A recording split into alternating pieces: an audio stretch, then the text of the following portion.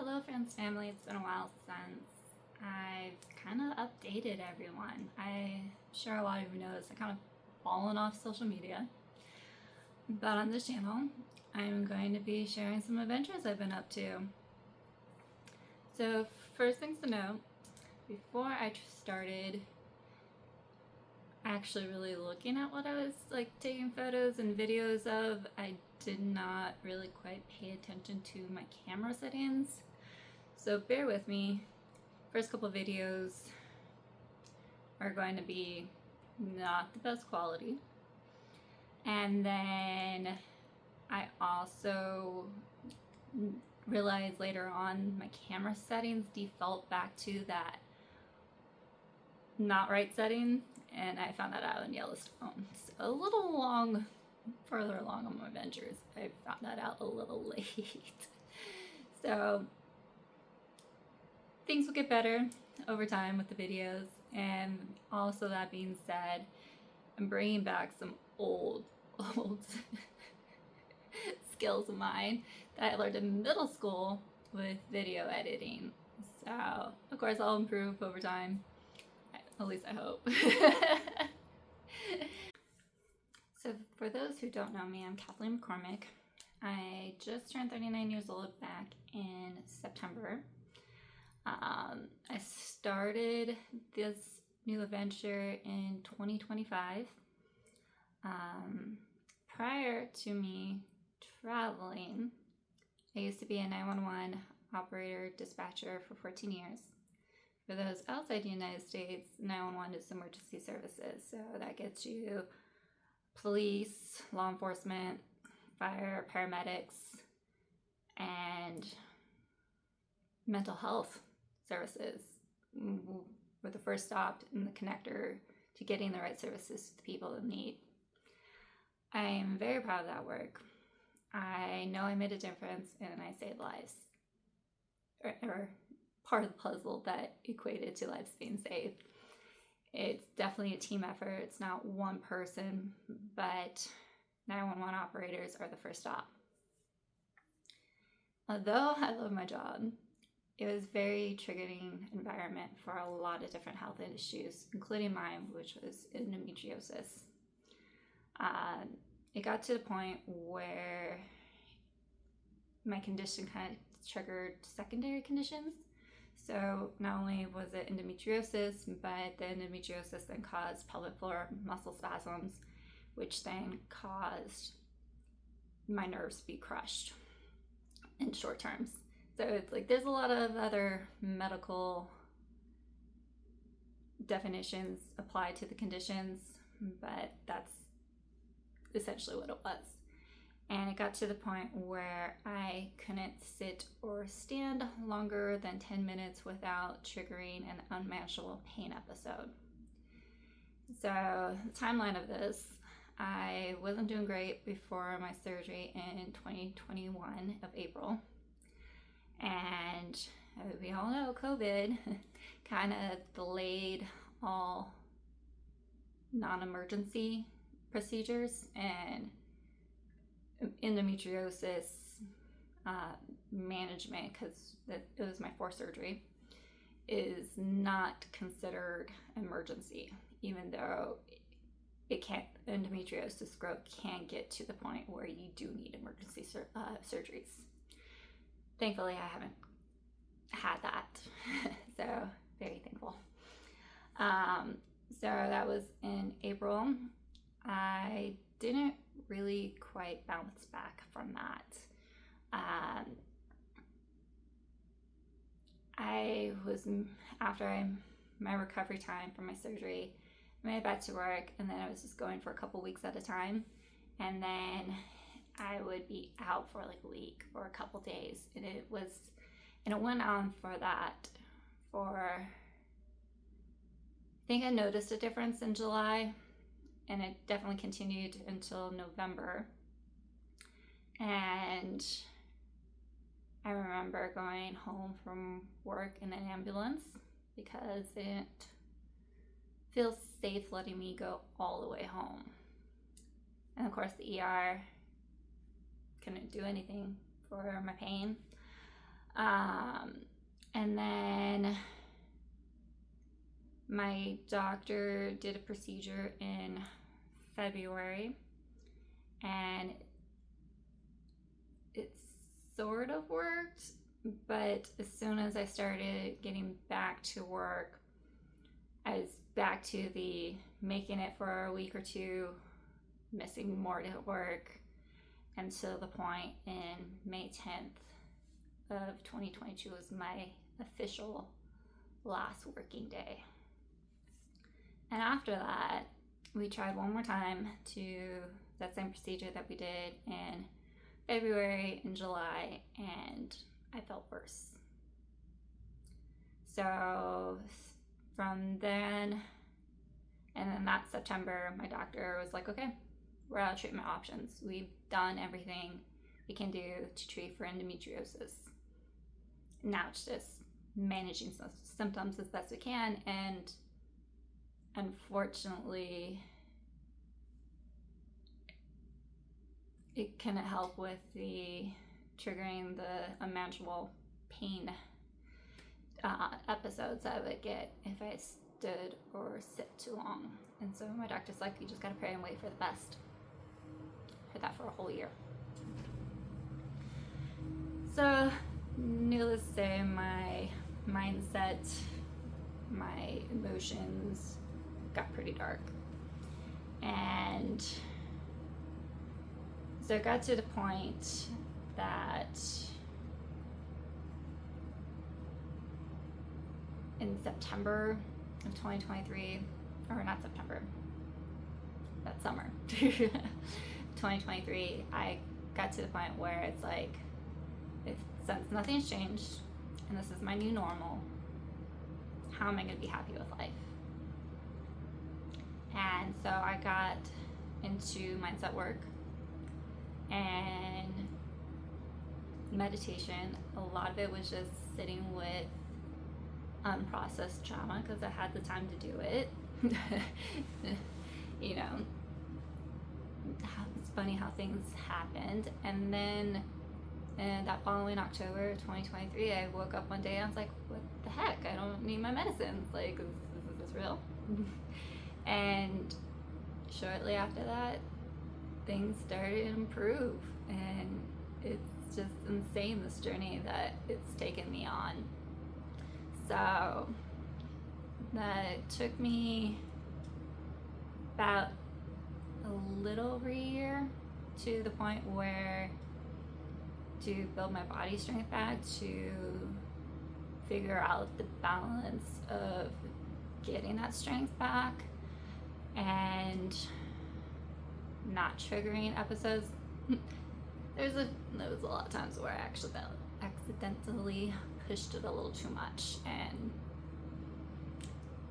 was a little bedridden.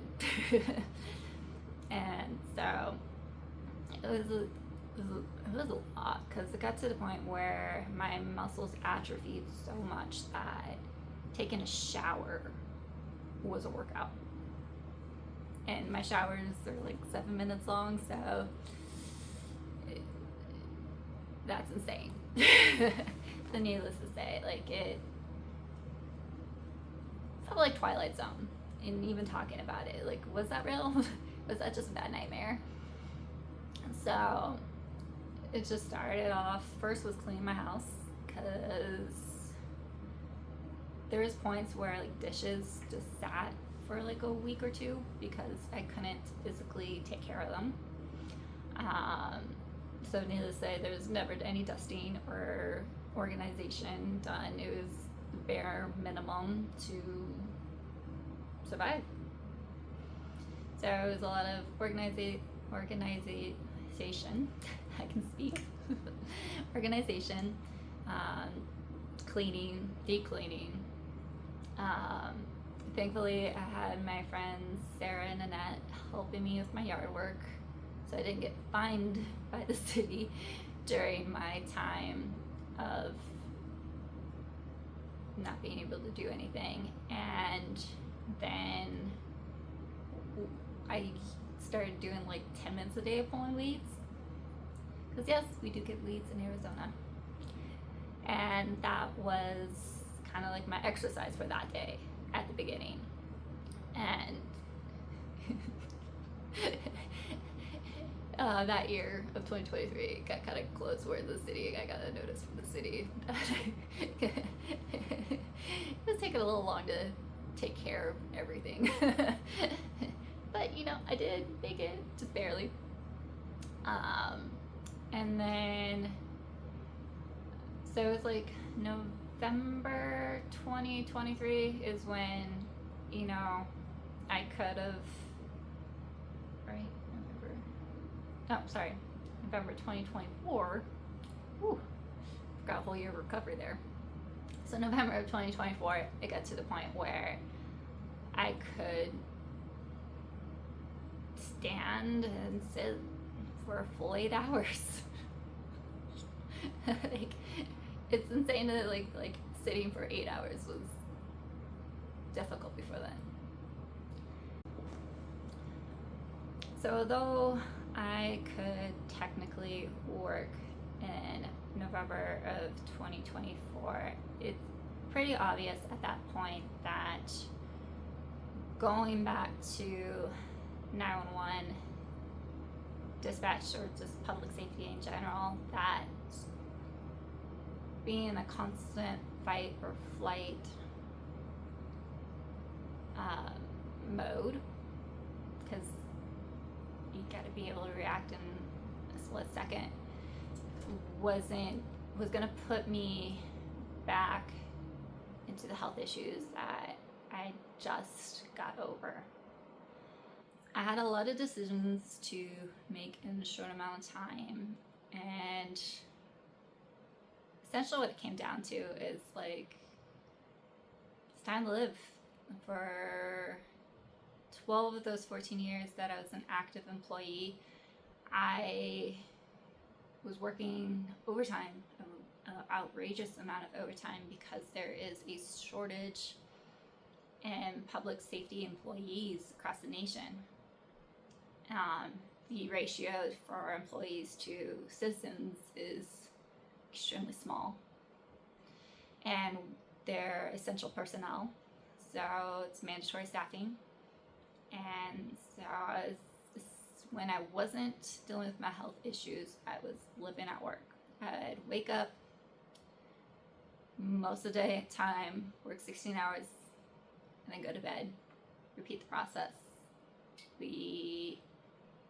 To get time off outside of our vacations, we had to trade shifts.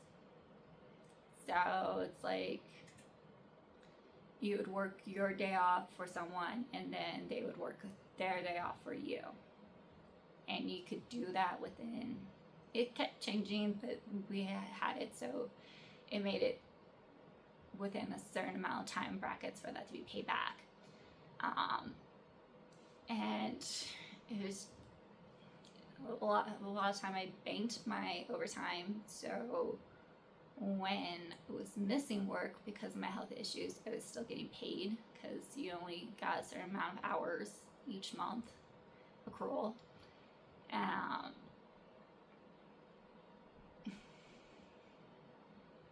It was hard. It wasn't living. It was working to put a roof over my head and food in my mouth, and you gotta have that work-life balance.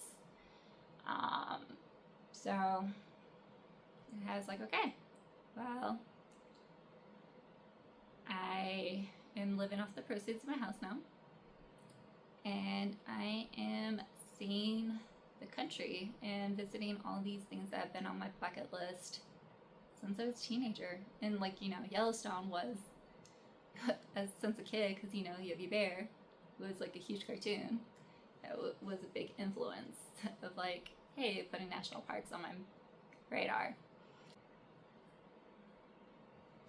So I don't think I talk about it in my early videos, but honestly didn't think I was gonna hike again. Even before my surgery in 2021, my health got to the point where outdoor activities I used to do on the regular, I wasn't able to do. So I think the last time I went hiking prior to the start of last year was 2018, 2019, something like that. So it was a long time before everything happened, and then it's just, even today still, I'm just, when I'm out there by myself looking at these stunning views, that I'm like, holy shit. Am I really out here? Is this real? And I just have so much gratitude. One, that we have these landscapes that preserve for us, and two, that I'm physically able to be there, because it's just incredible. So enjoy my travels as we go along here on this channel.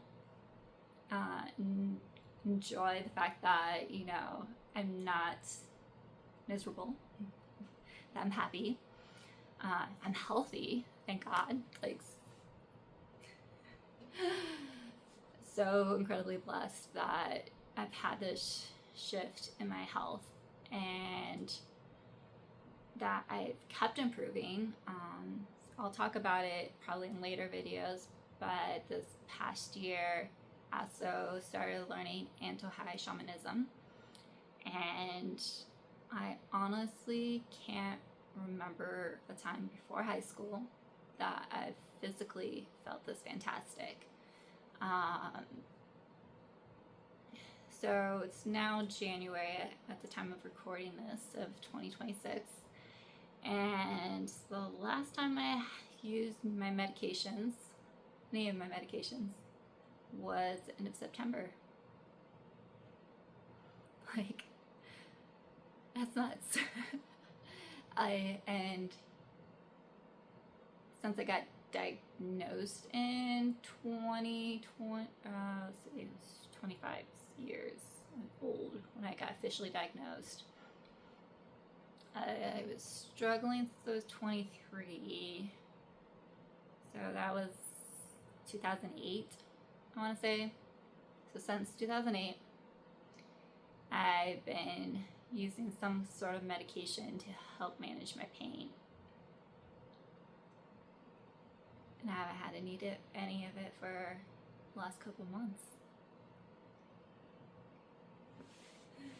So,